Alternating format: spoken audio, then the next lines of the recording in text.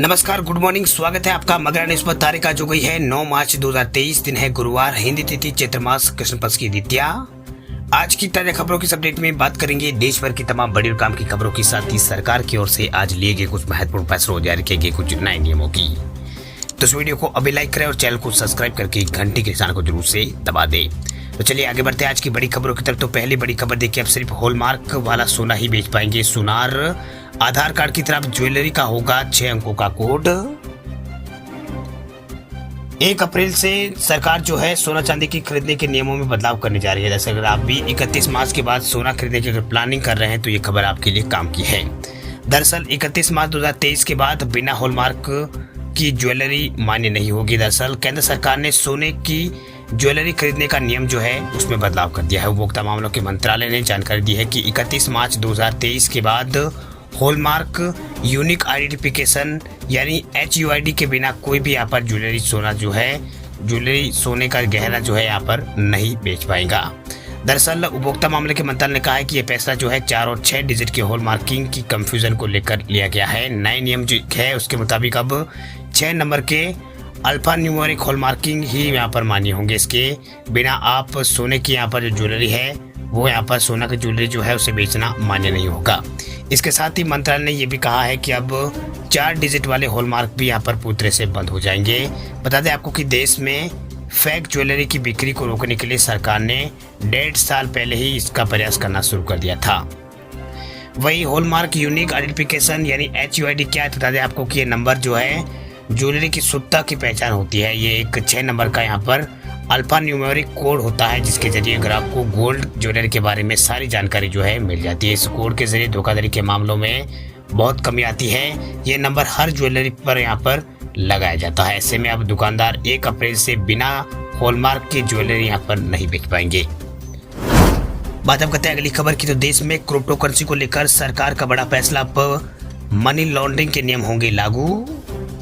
भारत के money laundering से जुड़े कानून अब क्रिप्टो करेंसी के व्यापार करने वालों पर भी लागू होंगे। दरअसल रिटायर्स की एक रिपोर्ट के मुताबिक सरकार की ओर से 7 मार्च को जारी नोटिफिकेशन में ये कहा गया है कि वर्चुअल डिजिटल एसेट और फ्लैट करेंसी के बीच एक्सचेंज और वर्चुअल डिजिटल एसेट की एक ज़्यादा यहाँ पर फर्म के बीच एक्सचेंज और डिजिटल एसेट के ट्रांसफर को मनी लॉन्ड्रिंग के कानून जो है उनके तहत यहाँ पर उसको कवर किया जाएगा। वही नोटिफिकेशन में आगे कहा गया है कि वर्चुअल डिजिटल एसेट्स को सुरक्षित रखना या फिर इस्तेमाल करना और वर्चुअल डिजिटल एसेट्स के ऑफर और सेल से संबंधित वित्तीय सेवाओं में भागीदारी को भी इसके तहत कवर है वो किया जाएगा। वही रिपोर्ट के मुताबिक भारत में अभी भी यहाँ पर क्रिप्टो करेंसी से जुड़े विधेयक और नियमों को तय नहीं किया गया है।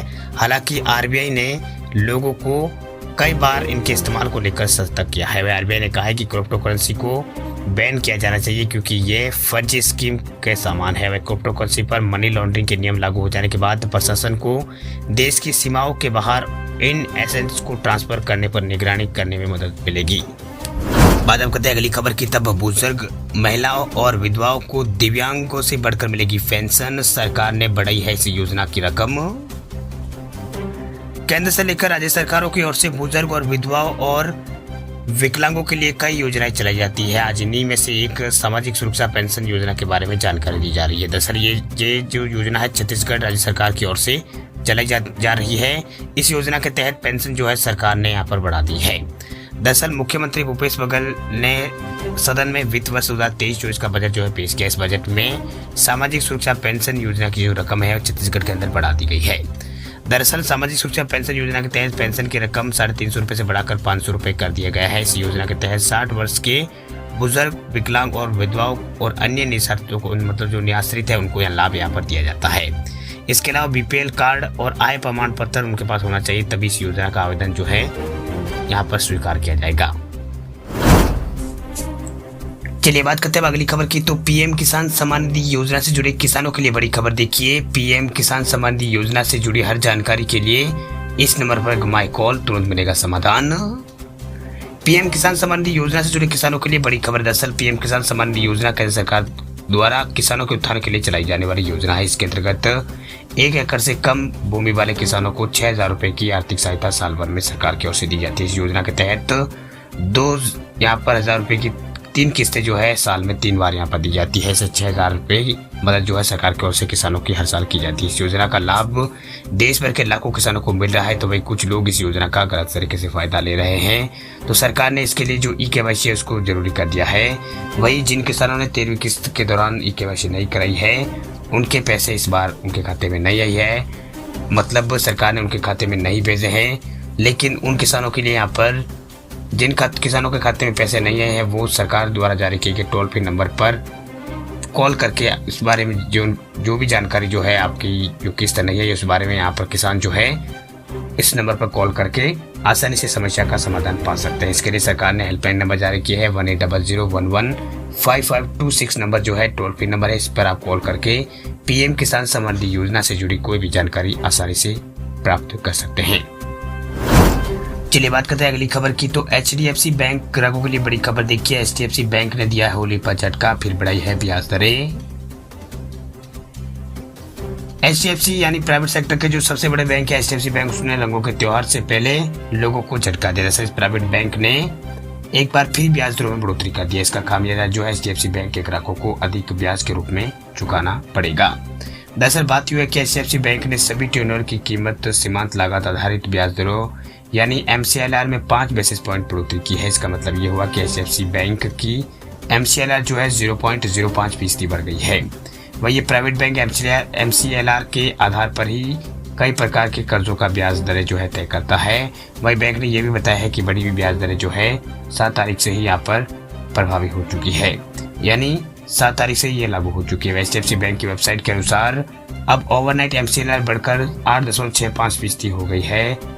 इस तरह के एक महीने के लिए यहाँ पर जो MCLR है वो 8.65% और 3 महीनों के लिए 8.70 और 6 महीनों के लिए 8.8% जहाँ पर ये हो गई है। इसके अलावा अब 1 साल के लिए हर दिन यहाँ पर 8.95% और 2 साल के लिए 9.05 और 3 सालों के लिए 9.15% ये MCLR पहुँच गई है। वही MCLR में इस बढ़ोतरी का मतलब हुआ कि HDFC बैंक के ग्राहक जो है जो उनकी जो किस्तें है EMI है जो बढ़ जाएगी, क्योंकि इसका असर ब्याज दरों पर होने वाला है। आपको HDFC बैंक अब किसी भी यहाँ पर दर पर कर्ज देगा, मतलब किस दर पर कर्ज देगा ये आपके सिविल स्कोर और आपकी नौकरी आदि के ऊपर ये निर्भर करेगा। चलिए बात करते हैं अगली खबर की। देश में बढ़ा है फ्लू बुखार का प्रकोप, दवाओं की बिक्री में 25% तक हुआ है इजाफा।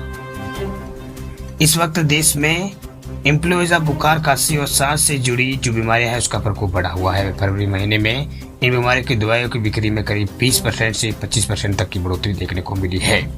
वह होली के मौसम में पूरे देश जो है H3N2 इन्फ्लुएंजा के गिरफ्त में हुआ है। वही फ्लू, तेज बुखार और सांस से जुड़ी बीमारियों के मामले बढ़े हैं। वही इन्फ्लुएंजा बुखार, सांस से जुड़ी बीमारियों के चलते एंटीफ्लू, एंटीबायोटिक और कफ सिरप की डिमांड इसमें यहाँ पर बढ़ गई है। वही पैरासीटामोल और इसके अलावा दूसरी जो दवाइयाँ हैं उनकी मांग भी बढ़ी है। वही दवा विक्रेता एसोसिएशन जो है उस सेल डेटा के मुताबिक फरवरी महीने में दवाइयों की बिक्री में 20 से 25% का जो इजाफा जो है देखने को मिला है। वही AIOCD के आंकड़ों के मुताबिक एंटी इंजेक्शन ड्रग की बिक्री जो है 12.5% बढ़ी है, जबकि पेन किलर की दवा की बिक्री 10% और सांस की दवा जो है उसकी बिक्री में 8% की बढ़ोतरी हुई है। बता दें आपको कि इन्फ्लुएंजा का कहर मार्च महीने में अभी भी यहाँ पर जारी रह सकता है। बात अब करते हैं अगली खबर की। तो अगली खबर है PF खाताधारकों के लिए। EPFO खाताधारकों के लिए खुशखबरी, अब ज्यादा पेंशन पाने के लिए 3 माह तक कर सकते हैं आवेदन। अगर आप भी नौकरी पेशा है तो ये खबर आपके लिए बहुत ही काम की है, क्योंकि EPFO ने हायर पेंशन पाने की डेट को बढ़ा दिया है। जानकारी के मुताबिक आवेदन करने के लिए समय सीमा को 3 मई 2023 तक कर दिया गया है। आपको बता दें कि 9 तारीख को होने के बाद पंजीकृत रिटायरमेंट कर्मचारी को कुछ हायर पेंशन के लिए आवेदन जो है वो कर सकते हैं, यानी जो रिटायरमेंट कर्मचारी को ग्रुप हायर जो पेंशन है उसके लिए आवेदन कर सकते हैं। हालांकि हायर पेंशन के लिए EPFO ने कुछ जरूरी शर्तें रखी है जिनको पूरा करना जरूरी है। दरअसल नवंबर 2022 में सुप्रीम कोर्ट ने EPS 1995 के तहत पेंशन वृद्धि की समय सीमा को बढ़ा दिया था, जिसके बाद कंडीशन ये रखी गई थी कि यदि आप EPS 1995 के भागीदारी थे तो 1 सितंबर 2014 से पहले रिटायर हो चुके हैं तो सिर्फ 4 मास तक की आप हायर पेंशन के लिए आवेदन कर सकते थे। लेकिन अब इसको आगे बढ़ाकर 3 मई कर दिया गया है। 3 मई 2023 तक आप इसके लिए आवेदन कर सकते हैं।